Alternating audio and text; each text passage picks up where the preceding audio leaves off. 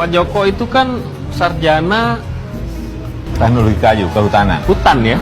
Di jurusan teknologi kayu. Namanya teknologi kayu katanya. Padahal jurusan teknologi kayu itu nggak pernah ada di Fakultas Kehutanan. Ini artinya mahasiswa apa gitu loh. Pak Joko itu kan sarjana Teknologi kayu, kehutanan. hutan ya. Iya, kehutanan. Ke depan Pak Kasmujo. Beliau itu dulu waktu membimbing saya, seingat saya galak sekali.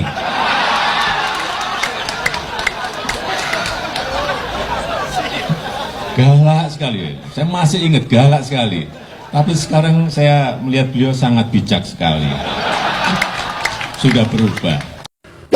Sudah bertahun-tahun diserahkan sama Tuhan, tapi kayaknya Tuhan juga sudah angkat tangan. Karena Tuhan hanya ngurusin manusia yang punya malu, bukan yang tidak punya malu.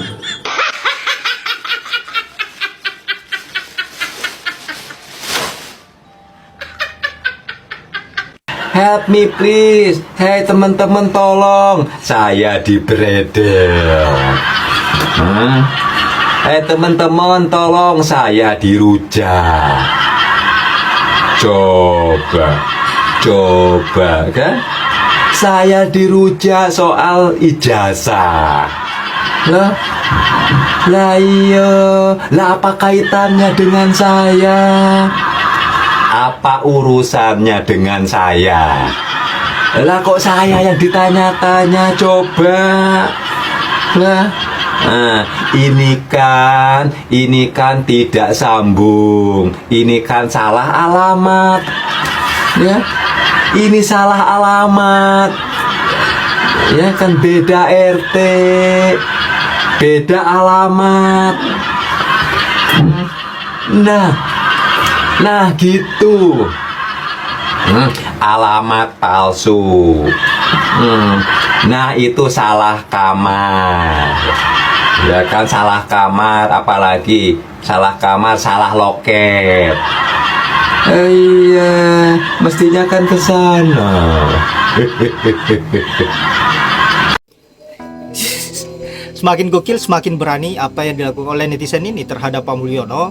Bukan hanya parodi-parodinya, tetapi komentar-komentarnya sangat luar biasa. Bukan hanya menghibur, tapi mampu mencerdaskan kita semua sebagai rakyat Indonesia yang selama ini dikibulin oleh Pak Mulyono. Nah, inilah yang kita butuhkan. Tidak hanya komentar-komentar yang sangat keras dilayangkan untuk Pak Mulyono, tetapi dengan cara lucu, dengan cara unik. Bagaimana agar bisa mempermalukan mereka. Kalaupun mereka masih mempunyai urat malu, tapi kalau tidak mempunyai urat malu, ya bersabar saja. Mungkin hanya kematian yang bisa membuat dia berhenti untuk melakukan kejahatan-kejahatan atau ngibulin rakyat Indonesia. Nah, sahabat-sahabat, untuk itu tanpa berlama-lama, tanpa banyak basa-basi, baiknya kita lanjut dulu. Bagaimana keseruan-keseruan para netizen selanjutnya, baik itu parodi maupun komentar-komentarnya yang lucu dan menohok. Langsung saja ke videonya. Pak Jokowi, kalau mau ganti peran mau jadi siapa? Sebagai apa? Kenapa? Mau melakukan apa, Pak? Saya ini kan banyak media mengatakan ya, wajah saya ini wajah desa. Jadi saya pengen punya face dan body seperti Mas Anies.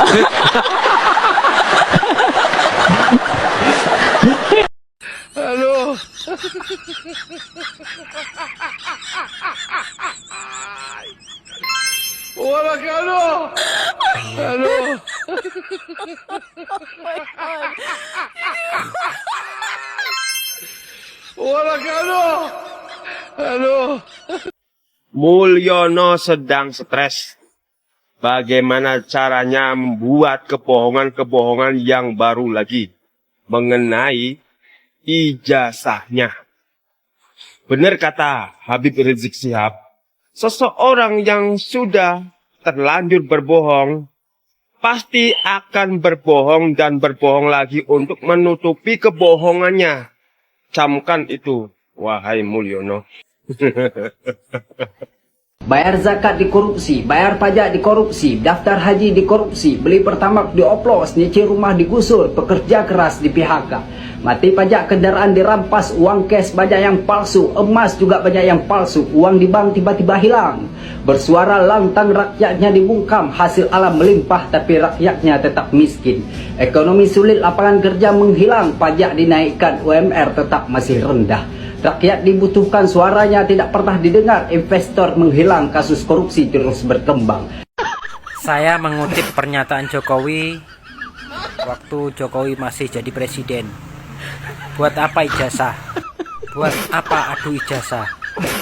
Kita ini sekarang adu skill, adu keterampilan, adu kemampuan.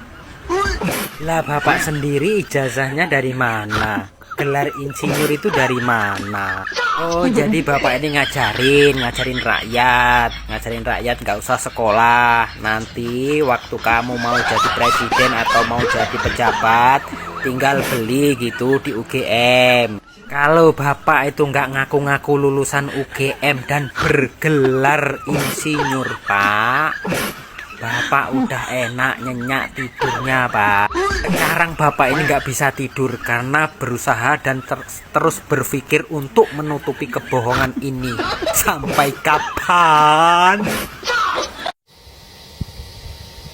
Masih perlu kuliah, masih perlu ijazah asli, masih perlu kompetensi. Enggak. Di zaman sekarang ini yang perlu adalah merubah undang-undang. Yang perlu adalah koneksi. Yang perlu adalah orang dalam. Orang dalam mengalahkan segalanya. Bahkan mengalahkan doa. Lihat ini. Adi Kismanto lulusan SMK titipan Budi Ari yang minta gaji 17 juta ternyata bertugas jaga judi. Adi Kismanto lulusan SMK yang harusnya di posisi itu adalah lulusan sarjana. Dia tidak kompeten. Dia tidak memenuhi kriteria. Tetapi karena ada orang dalam, maka masuklah dia di Kementerian Kominfo. Tugasnya apa? Ternyata menjaga situs judi online. Enak sekali ya. Iyalah, bosnya begitu ya, anak buahnya begitu. Hebat. Dalam kasus ijazah Jokowi, identik dengan iklan di TV. Iklan Pepsodent, giginya diperlihatkan. Iklan sampo, rambutnya diperlihatkan. Iklan Rexona, ketiaknya diperlihatkan. Tapi kenapa iklan pembalut yang namanya Softtek nggak diperlihatkan anunya? Begitupun dengan iklan kondom yang diperlihatkan pisang, bukan burungnya.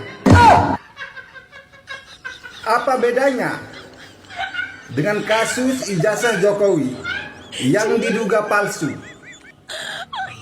Bareskrim terang-terangan mengatakan bahwa ijazah Jokowi identik dengan aslinya. Tapi yang diperlihatkan fotokopi. Aslinya mana? Tidak perlu saya ingin saya sampaikan. Ya. Ya.